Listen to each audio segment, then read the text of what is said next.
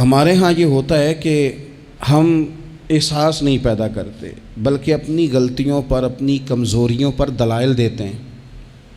ہم یہ کہتے ہیں جناب یہ فلاں وجہ بنی تو مجھے یہ کرنا پڑا۔ میں نے ایسے نادان لوگ بھی زندگی میں دیکھے کہ ان سے قتل ہو گیا ہے۔ جس نے جان بوجھ کر کسی مومن کو قتل کیا اس کی سزا جہنم ہے۔ قتل ہو گیا تو ان سے سوال کیا گیا تو کہنے لگے اس نے مجھے گالی دی تھی، پھر میں کیا کرتا؟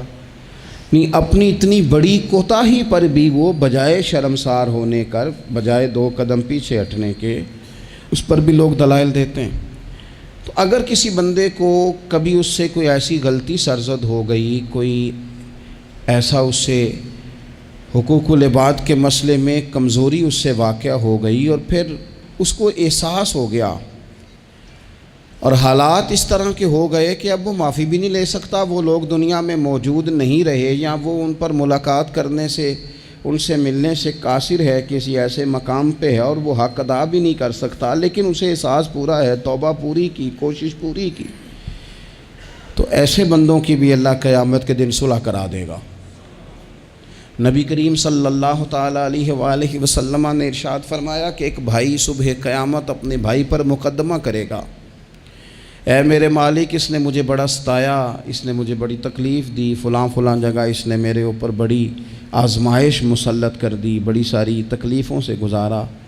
اس سے مراد مسلمان بھائی ہے، وہ اس کا دوست ہو یا کاروباری ساتھی ہو یا سگا بھائی ہو یا کوئی بھی ہو۔ حضور فرماتے ہیں وہ مقدمہ کرے گا، یہ مسند امام محمد بن حنبل میں حدیث موجود ہے۔ عرض گزار ہوگا اے کائنات کے رب اس نے بڑی تکلیف دی، بڑا ستایا، مہربانی کی جائے مجھے اس سے بدلہ لے کے دیا جائے۔ اب بندہ جو سامنے جس پر مقدمہ دائر کیا جا رہا ہے وہ تو مرتے دم تک توبہ کرتا رہا، احساس ہو چکا تھا، ازالے کی کوشش کرتا رہا، لیکن اسے موقع میسر نہیں آیا، حالات ہی ایسے نہیں تھے۔ اب اللہ کے محبوب فرماتے ہیں رب اس مقدمہ کرنے والے سے کہے گا چل اپنے بھائی کو معاف کر دے۔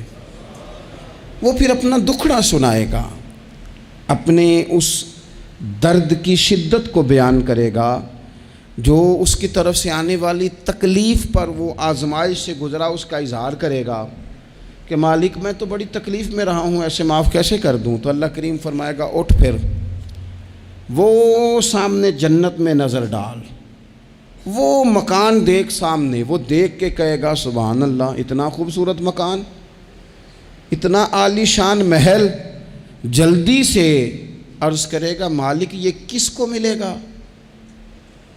تو رب فرمائے گا جو اپنے بھائی کو معاف کر دے۔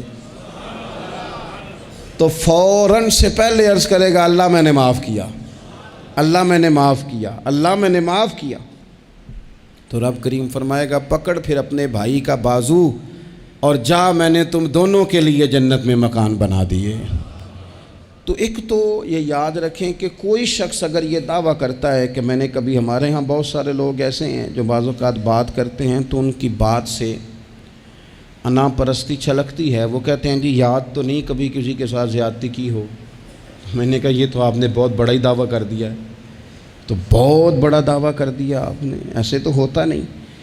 کبھی کبھی انسان جو اس کے زیادہ قریبی لوگ ہوتے ہیں، زیادہ قریبی ساتھ رہنے والے، اسے ان کے بارے میں زیادہ حساس ہونا چاہیے۔ میں نے دیکھا ہے کہ ڈھیر سارے لوگ ہیں جن کے ذمے بڑے لوگوں سے معذرت کرنا ہے لیکن تیار ہی نہیں۔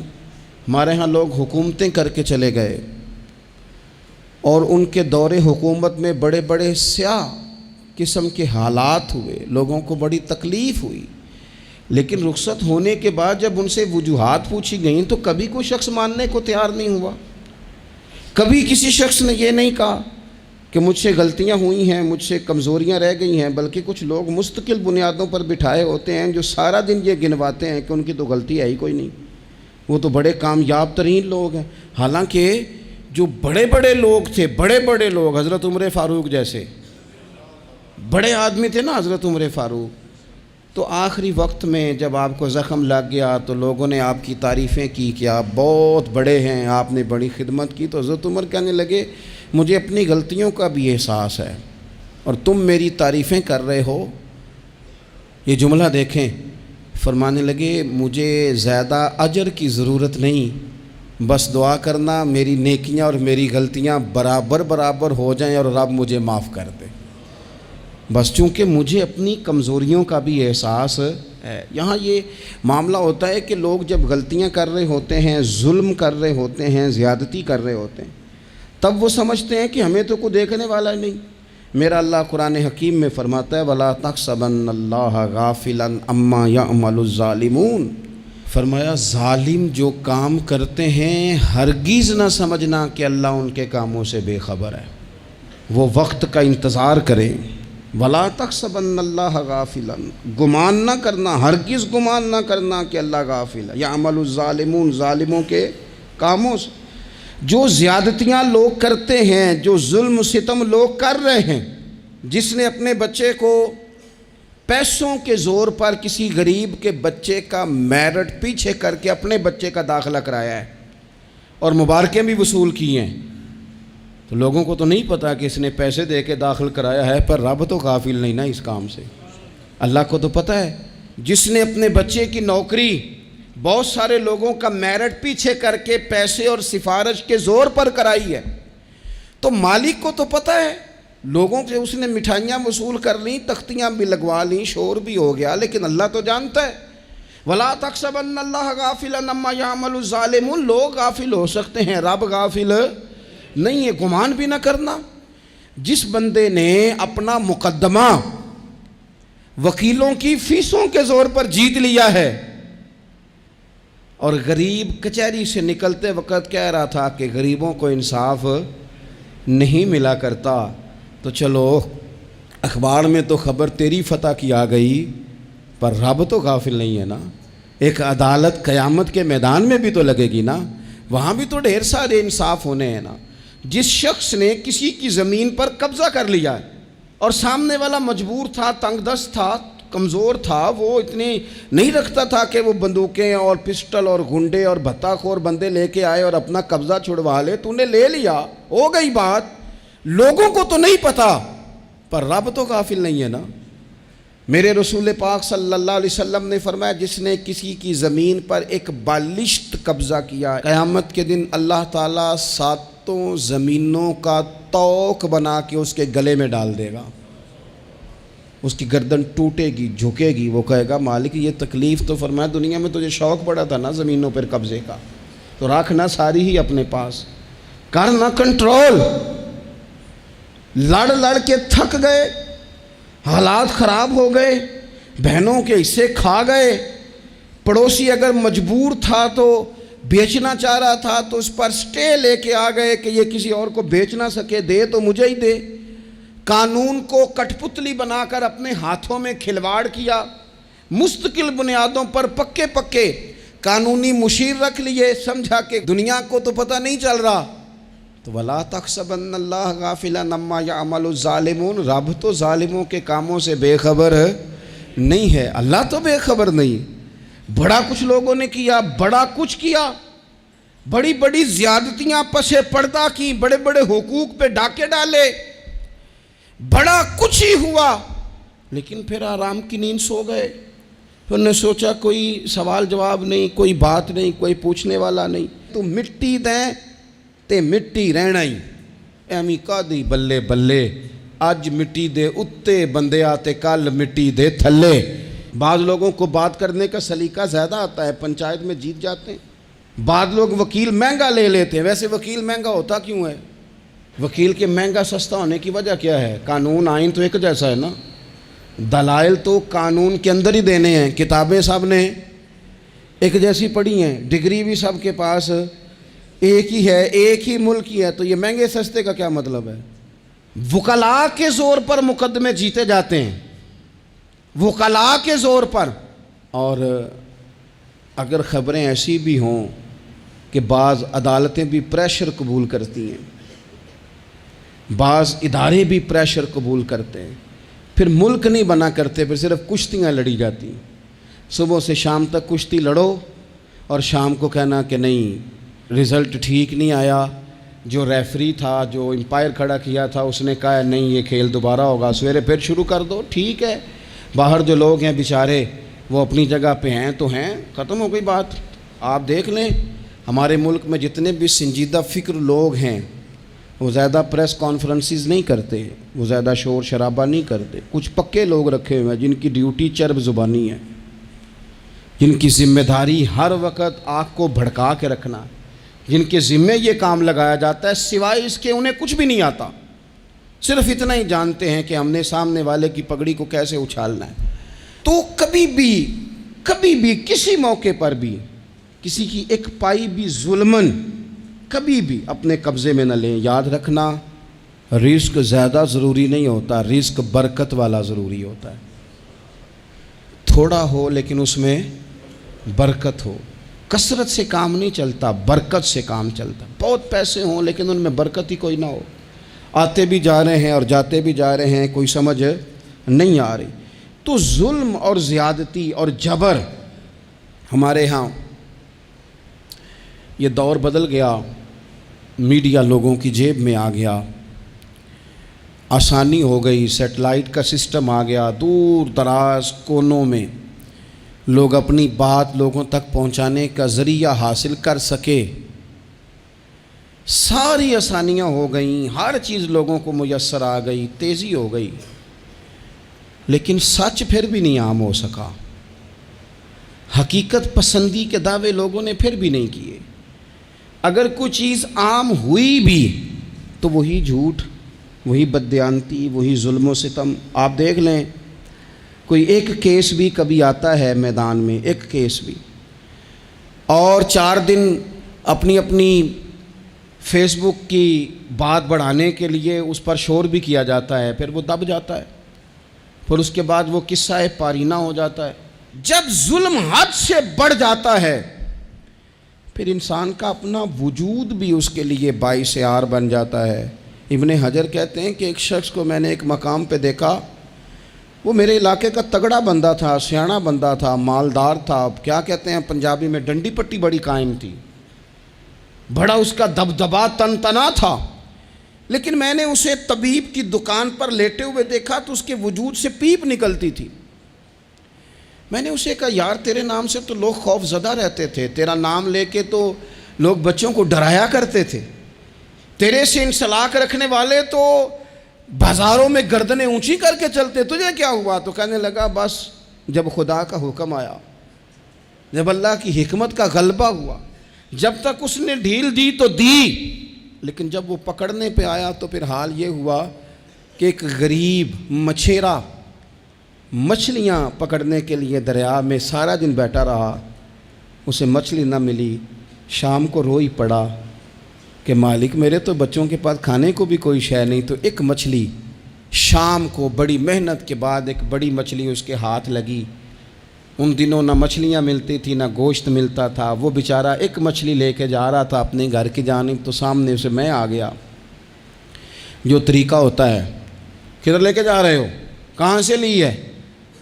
تو کہتے اس نے کہا صاحب مجھے پتہ ہے آپ مجھ سے چھین لیں گے، لیکن میرے بچے صبح سے بھوکے ہیں، یہی میرا روزگار ہے، آج مجھے کچھ نہیں میسر آیا، میں نے اس مچھلی کو لیا ہے، مجھے تو بیچنے کو بھی کچھ نہیں ملا، پتہ نہیں مجھے پکانی کس طرح ہے، تو یہ ایک مچھلی میرے بچوں کی خوراک بنے گی، کل لوٹ لینا، پرسوں لوٹ لینا، تمہارا تو کام ہی لوٹنا ہے، چلو کچھ دن کے لیے ہاتھ روک لو۔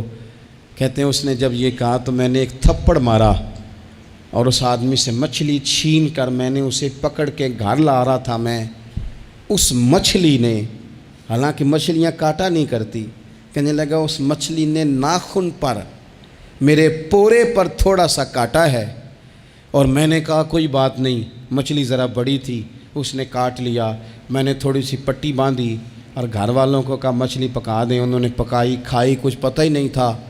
2-4 دن گزرے ہیں تو زخم آگے بڑھنے لگا ہے، طبیب کو دکھایا ہے تو اس نے کہا یہ تو انگلی کاٹنی پڑے گی۔ کہتا ہے وہ انگلی کٹوائی، 1 ہفتہ نہیں گزرا تھا کہ زخم آگے بڑھا، تو پھر وہ ہاتھ کی طرف بڑھا تو میں نے جا کے دکھایا تو اس نے کہا ہاتھ بھی کاٹنا پڑے گا، سارا بازو کٹوا چکا ہوں، رات کو نیند نہیں آتی، ایک لقمہ پیٹ میں نہیں گزرتا، میرے بچے، میرے بھتیجے، میرے بھائی، میرے عزیز گلی گلی اس غریب کو ڈھونڈتے پھرتے ہیں جس کا نام بھی ہم کوئی نہیں جانتے. تھک گئے تلاش کر کر کے، خدا جانے کہاں چھپ گیا اللہ کی اتنی بڑی زمین میں، وہ ملتا نہیں، میں سو نہیں پاتا. کہنے لگے شیخ میرے لیے دعا کر دو، مجھے کچھ نہیں چاہیے، بس وہ مجھے مل جائے اور میں اس سے معافی لے لوں، بس وہ مجھے معاف کر دے، 2 جملے معاف، جیسے بھی ہوگا میں منا لوں گا، بندہ درکار ہے. ابن حجر نے لکھا ہے، کہتے ہیں وہ تڑپتا رہا، روتا رہا، آہوزاری کرتا رہا. میں نے بھی اس کے لیے دعا کی کہ اللہ کرے وہ شخص تجھے مل جائے. پھر کچھ دنوں کے بعد مجھے کسی نے بتایا کہ مر تو گیا ہے تڑپ کے، پر اس سے معافی کا موقع میسر نہیں آیا. دوستو، زندگی میں کچھ کام ایسے ہم کرتے ہیں، وہ راز گرچہ ہمارے سینوں میں دفن ہوتے ہیں، لیکن کہیں ظلماً زیادتی کے ساتھ ہم نے 4 پیسے بھی کسی کے ہڑپ کیے. کام محنت کرنی نہیں، جی چرانا ہے، کوشش کرنی نہیں، جی چرانا ہے. ملا رومی رحمۃ اللہ تعالیٰ علیہ نے لکھا ہے، جو آدمی ظلماً چیزیں کھانے کا عادی ہو جاتا ہے، اس کے منہ کو وہ بدبودار ذائقہ لگ جاتا ہے. وہ خدا سے معافی مانگے کہ یہ کیا میرے منہ کو گند لگ گیا ہے کہ ہمیشہ ناجائز کی ہی لذت آنے لگی، حرام کی لذت آنے لگی، اسے پھر وہ حلال کا ذائقہ ہی نصیب نہیں ہوتا. اپنی زندگی میں جائز پیسہ، رزق حلال، طیب، طاہر، صاف ستھرا، کبھی ظلم نہ کریں، کبھی زیادتی نہ کریں. کبھی حضرت سعد بن ابی وقاص رضی اللہ تعالیٰ عنہ کچھ بانٹ رہے تھے، تو ایک شخص نے آ کے کہا، یہ بخاری میں آپ کو ملے گا، اس نے آپ پر 3 الزام لگائے. کہنے لگا ایک تو آپ جہاد پہ نہیں جاتے حالانکہ بڑے مجاہد تھے، دوسرا آپ بانٹنے میں احتیاط نہیں کرتے، تیسرا جناب آپ غریبوں کو ترجیح نہیں دیتے. 3 الزام اس طرح کے اس نے آپ پہ لگائے، ناانصافی کا، معاذ اللہ، جنگ پہ نہ جانے کا. اب حضرت سعد بن ابی وقاص کو بڑی تکلیف ہوئی. بد دعاؤں سے بچنا چاہیے. حضور نے نام لے کے کہا مظلوم کی بد دعا سے بچنا. دکاندار کپڑے دیکھ کے اہمیت دیتا ہے، کپڑے دیکھ کے. اگر دکان پہ چڑھنے والا مہنگے کپڑے پہن کے چڑھا ہے تو اٹھ کے کھڑے ہو کے مال دکھاتا ہے. اگر کپڑے پھٹے پرانے ہیں اور خاتون نے جو گود میں بچہ اٹھایا وہ بھی غریب ہے تو کہتا چل چل، انہیں خریدنا کچھ ہے نہیں. یہاں سے ظلم شروع ہوتا ہے، یہاں سے. بندہ دیکھ کر لوگ اس کے ساتھ رویہ اختیار کرتے ہیں. بندہ دیکھ کر، میری غربت نے کیا مجھ کو زمانے میں بدنام، تیری دولت نے تیرے عیب چھپا رکھے. حضور فرمانے لگے مظلوم کی بد دعا سے بچنا. جب وہ اپنے ہاتھ اٹھاتا ہے نا رب کی بارگاہ میں، تو پھر آسمان کو بھی حکم ہوتا ہے تو درمیان میں ہٹ جا، کوئی شے نہ آئے اسے سیدھا اللہ کی بارگاہ میں پہنچنے دے. ہٹ جاتی ہے ہر چیز. مظلوم کی بد دعا سے بچو. حضرت سعد عزت دار آدمی تھے، لوگ عزت داروں پر بھی ظلم کرنے سے باز نہیں آتے. حضور کے غلام تھے، نبی پاک کے سچے سچے صحابی تھے. اس نے جھٹ سے منہ کھولا الزام لگا دیا، سوچا سمجھا ہی نہیں کہ میں اس شخص کے بارے میں بات کر رہا ہوں جس کی صبح اور شام میں حضور کے ساتھ وفا کرتے گزر گئیں. بخاری میں موجود ہے. ظلمن بات کی، ظلمن. کہنے لگا نہ جہاد پہ جاتے ہو، نہ مال غنیمت انصاف سے بانٹتے ہو، نہ عدل کرتے ہو. الزامات لگاتا. حضرت سعد چپ کر گئے. کئی دفعہ نفیس آدمی وہ اس کو تکلیف ہوتی ہے وضاحت دیتے بھی کہ میں وضاحت دوں. اب یقین کریں وضاحت دیتے بھی تکلیف ہوتی ہے. حضرت سعد بن ابی وقاص خاموش ہو گئے، چپ کر گئے. لیکن اس وقت سے ڈرنا چاہیے جب کوئی اپنا مقدمہ رب کی بارگاہ میں پیش کرے، رات کو اللہ کے حضور شکایت کرے.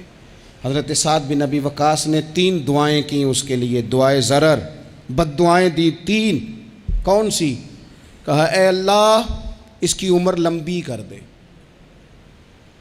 اے اللہ اس کا فقر بڑھا دے. تیسرا کہا اے اللہ اسے فتنوں میں مبتلا کر. اس نے مجھے اذیت دی، تکلیف دی، میں نے تو ساری زندگی وفاداری میں گزاری اور یہ مجھے کیا کہہ گیا جاتے ہوئے. ایک تابعی بزرگ ہیں، وہ فرماتے ہیں اور بخاری میں موجود ہے. تابعی بزرگ فرماتے ہیں میں نے اس بوڑھے کو دیکھا، اتنی عمر لمبی ہو گئی تھی کہ بھویں جھک گئی تھیں. اور حال یہ تھا کہ مانگتا پھرتا تھا، ایک دفعہ روٹی کھاتا تو بھوک ختم نہ ہوتی، پھر مانگنا شروع کر دیتا، فقر لمبا ہو گیا۔ اور فرماتے ہیں فتنے کا یہ حال تھا کہ نہ اب خواہش تھی، نہ اس کے وجود میں اتنی طاقت تھی، لیکن راہ سے گزرتے معاذ اللہ ثم معاذ اللہ کسی خاتون کو چھیڑ دیتا، اسے جوتے پڑتے، اسے تکلیف ہوتی۔ تو جب لوگ اسے پوچھتے یہ تو کیا کرتا ہے، تو کہتا یہ حضرت سعد بن ابی وقاص کی دعا ہے جو میرا پیچھا کرتی، یہ میں نے ان پر ظلم کیا، زیادتی کی، الزامات لگائے، دل توڑا، تو یہ دعا ہے جو مجھے جینے نہیں دیتی۔ خدا را اپنے لہجوں پر، اپنے انداز پر تھوڑی توجہ دیں۔ ہم مطلب وہ جب ہمیں پتہ ہوتا ہے نا کہ یہ سامنے والا کمزور ہے، دو باتیں سن لی ہیں، تو پھر ہم 100 سناتے ہیں، پھر ہم کئی 100 سناتے ہیں، پھر تو ماں بدولت باز آنے کو تیار نہیں ہوتے۔ کبھی بھی کسی پر ظلم نہ کریں، زیادتی کا مزاج نہ بنائیں، تکلیف نہ دیں، ہمارا وجود، ہمارا لہجہ، ہمارا اٹھنا بیٹھنا کبھی کسی کے لیے بوجھ کا باعث نہ بنے۔ ٹھیک ہے، بعض لوگوں کے شر سے ڈرتے ہیں، بعض لوگوں کی ضد سے ڈرتے ہیں، بعض لوگ رٹا بڑا ڈالتے ہیں تو رٹے سے ڈرتے ہیں، خاموشی سے نکل جاتے ہیں۔ تو اس کا مطلب یہ نہیں ہوتا، وہ حضور نے فرمایا مومن نرم دل ہوتا ہے، سامنے والا سمجھ لیتا ہے شاید بزدل ہے، اس کو پتہ ہی کوئی نہیں، وہ تو نرم دل ہے۔ یاد رکھنا کچھ بدلے صبح قیامت اللہ کے حضور بھی پیش ہوں گے۔